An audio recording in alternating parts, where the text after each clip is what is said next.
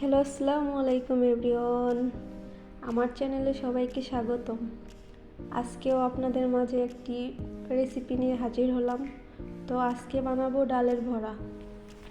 তো ডালের বড়া বানানোর জন্য আমি ডালটাকে আধ ভাঙা করে বেটে নিয়েছি।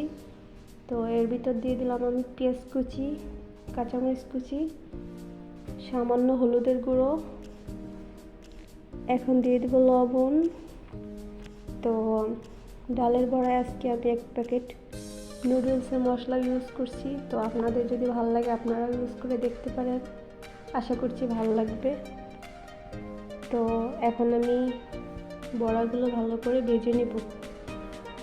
সবাই আমার চ্যানেলটা বেশি বেশি লাইক, কমেন্ট অ্যান্ড সাবস্ক্রাইব করবেন। ইনশাআল্লাহ আমিও সবাইকে সাপোর্ট করব। তো প্রথমে আমি হাই হিটে কড়াইটাকে গরম করে নিয়েছি।